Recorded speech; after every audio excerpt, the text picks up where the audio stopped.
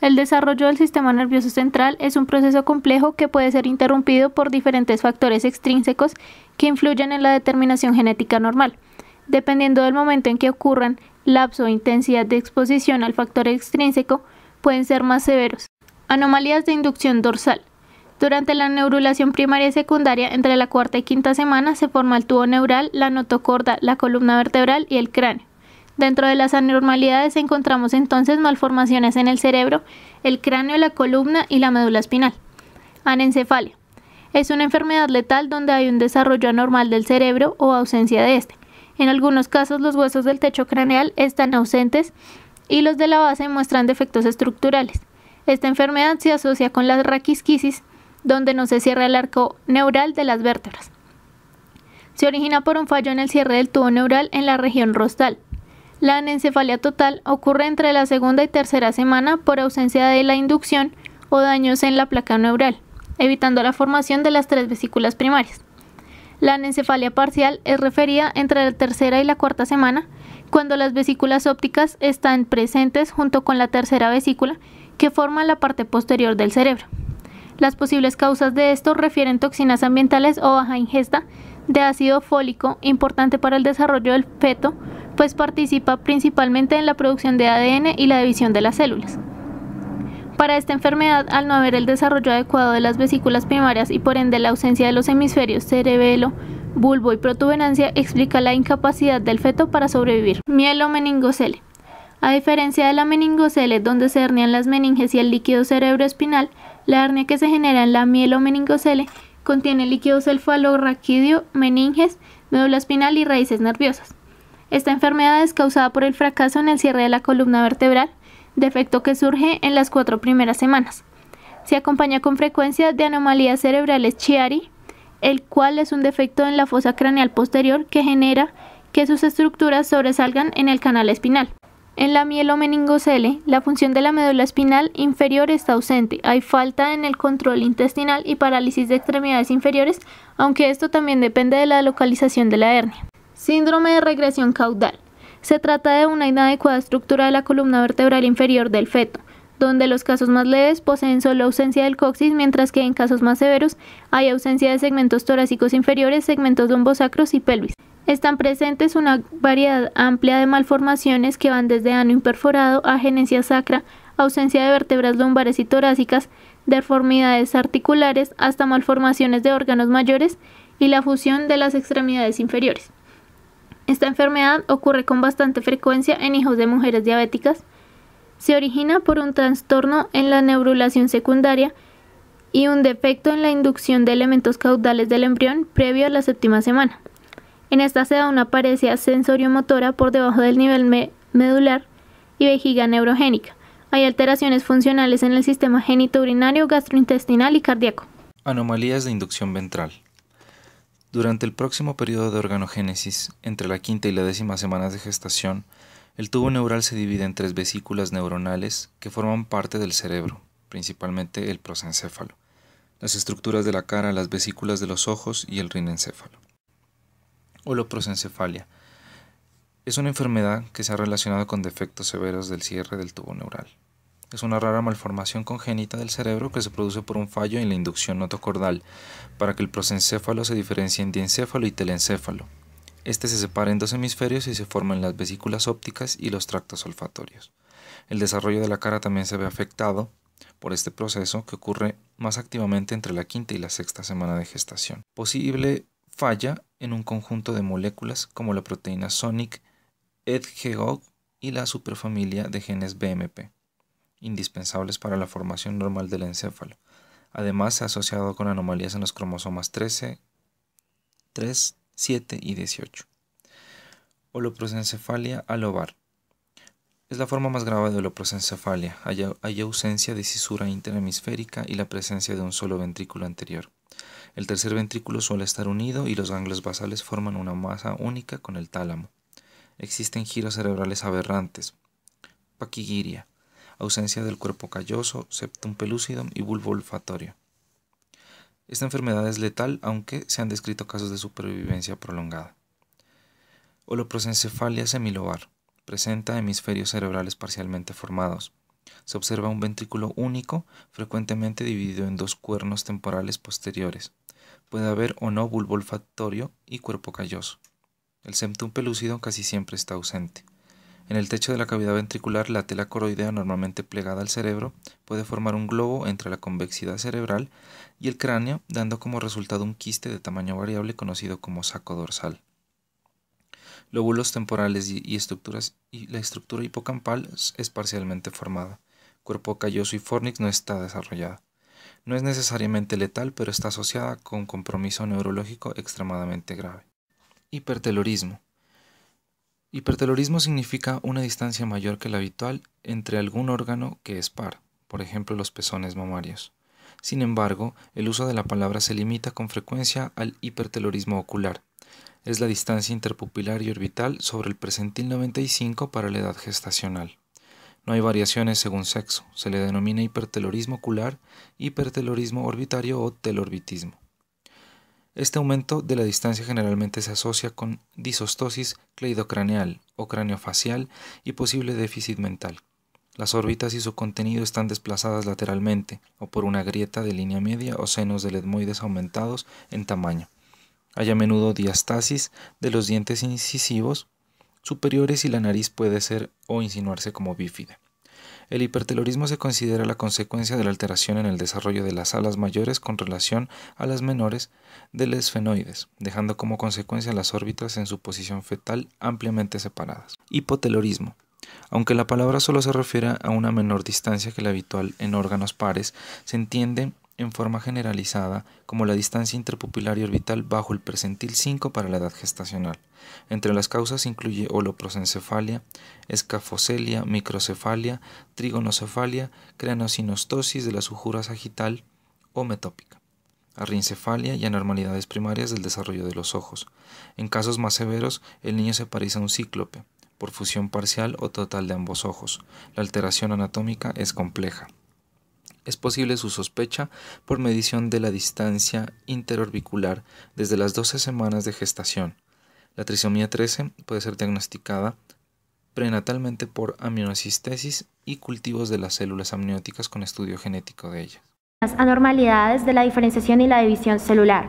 En esta fase del desarrollo del sistema nervioso central comprende un periodo entre la 5ª semana y el 4º mes gestacional, en donde se producen procesos de división y diferenciación de neuroblastos y de la matriz germinal, así como el desarrollo del líquido cefalorraquídeo. El primer trastorno del que vamos a hablar es de la microcefalia. La microcefalia generalmente es posible diagnosticarla después del nacimiento y se ve claramente donde la circunferencia de la cabeza está a más de 3 desviaciones estándar por debajo de la media o del promedio normal. Se refiere a ese diámetro biparental y al diámetro occipitofrontal del feto, el cual se encuentra por fuera del promedio y puede, digamos que, afectar algunas o estar acompañados de algunos defectos del sistema nervioso central en algunos casos. Asimismo, el verdadero término de microcefalia tiene involucrado el subdesarrollo primario de los hemisferios cerebrales y su diferenciación. El segundo trastorno del que vamos a hablar es la macrocefalia. La macrocefalia, al contrario de la anterior patología mencionada, es un defecto en el que la circunferencia de la cabeza es superior a 2 desviaciones estándar por encima de la media o del promedio. Es decir, que estos fetos tienen la circunferencia de la cabeza mucho más grande de lo que se considera normal y en algunos casos pueden estar sin acompañamiento o dilatación del espacio subaracnoideo, el cual sería sinónimo de megancefalia, o podría presentarse una macrocefalia que no involucre hidrocefalia. La etapa de la migración celular ocurre entre la semana 4ª y 20 de vida fetal. Es un mecanismo fundamental en el crecimiento, en la formación, crecimiento y regeneración de los seres vivos. Ocurre a diferentes niveles, a veces en organismos formados a partir de una sola célula y otras en los constituidos por miles de ellas. La agenesia del cuerpo calloso consiste en un defecto primario total o parcial de las fibras comisurales que cruzan la línea media y conectan los dos hemisferios cerebrales. La agenesia del cuerpo calloso se produce por una agresión sobre la lámina terminal durante la 7ª o 12ª semana de gestación, produciéndose agenesias parciales, y después de la 18ª semana, hipoplasias. En la agenesia del cuerpo calloso, las fibras de las capas corticales que pretenden conectar con el otro hemisferio no pueden hacerlo y cambian de dirección haciéndose paralelas a la comisura interhemisférica, formando las bandas longitudinales o fibras de Probst. La agenesia del cuerpo calloso puede ser por malformación aislada, hereditaria, autosómica recesiva o dominante ligada a cromosoma X, asociada a anomalías genéticas específicas como trisomías 8, 13, 14, síndrome de Harper, entre otras. Y se dice que morfológicamente podemos sospechar que existe una agenesia del cuerpo calloso cuando hay aumento en el tamaño del atrio o septum pelúceo ausente o normal. Esto a partir de la semana 20 de gestación por medio de resonancia magnética se puede observar. Entre otras secuelas anatómicas tenemos la disposición radial de los surcos y circunvoluciones en las caras mediales de los hemisferios cerebrales, circunvoluciones invertidas del cíngulo, o una posición más alta del tercer ventrículo en comunicación con la fisura interhemisférica. Esquizencefalia. Es un trastorno encefálico caracterizado por surcos o hendiduras anormales en los hemisferios cerebrales, que se extiende desde la superficie pial hasta el ventrículo lateral. Es el más frecuente en la fase de la migración celular y ocurre entre el tercero y el quinto mes de la gestación. Los bebés con hendiduras en ambos hemisferios, llamadas hendiduras bilaterales, suelen tener retrasos del desarrollo, retrasos en el habla y el lenguaje y problemas con la comunicación cable cerebroespinal. Y los individuos con hendiduras en solo un hemisferio a menudo está paralizado en un lado del cuerpo, pero pueden tener inteligencia media o cerca del promedio.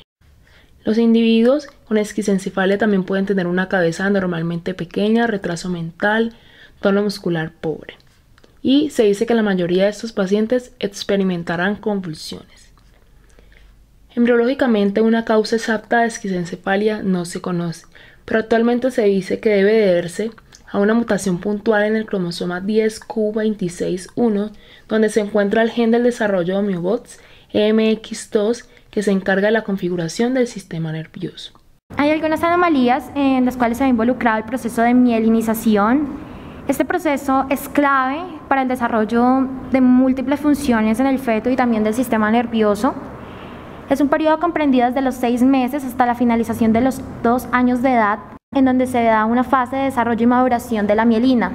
Como bien sabemos, la mielina es el recubrimiento que tienen las neuronas y que permite que la transmisión del impulso nervioso se genere de una forma rápida y eficaz.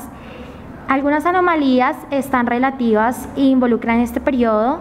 Se incluye o una acelerada mielinización, un retraso en esa mielinización, es decir, que la información no se llevaría óptimamente, una desmielinización y una afectación en ese metabolismo normal que tendría el tejido nervioso y trastornos nerviosos de transmisión debido a que la calidad de la mielina o la forma en cómo se está produciendo pues no se encuentra de manera adecuada. Efectos de los factores extrínsecos. Los defectos causados por las lesiones que afectan a la formación de estructuras del sistema nervioso central son otro grupo de anomalías congénitas que se pueden observar en los recién nacidos y pueden surgir en cada fase del desarrollo fetal. Estas pueden ser causadas por cualquier tipo de factor extrínseco, factor infeccioso, tóxico, isquémico, anóxico, traumático o enfermedad metabólica materna. La atrofia cortical difusa cerebral es una enfermedad rara, progresiva y fatal del sistema nervioso central. Se caracteriza por atrofia adrenal y desmielinización difusa del cerebro. La atrofia cortical difusa cerebral es considerada como una variante o forma dudosa de esclerosis múltiple. Se caracteriza por la desmielinización bilateral generalizada de los hemisferios cerebrales, con diferentes grados de lesión axonal. La atrofia cortical imita a menudo una neoplasia o un absceso intracraneal. También se asocia con una acumulación, tanto en los tejidos como en los líquidos corporales, de ácidos grasos saturados de cadena muy larga, consecuencia de la degradación de estos ácidos grasos en los peroxisomas. El defecto bioquímico clave parece ser la alteración de la función de una enzima llamada lignoceroil-coaligasa, debido a un defecto genético que es el responsable de un trastorno en la formación de una proteína de la membrana del peroxisoma. Se caracteriza por placas de desmielinización extensas con degeneración secundaria de cilindroejes en el sistema nervioso central. Los sitios más frecuentes frecuentes donde se produce esta desmielinización son los nervios ópticos, regiones periventriculares del cerebro, pedúnculos cerebelosos, neuroeje y médula espinal dorsal.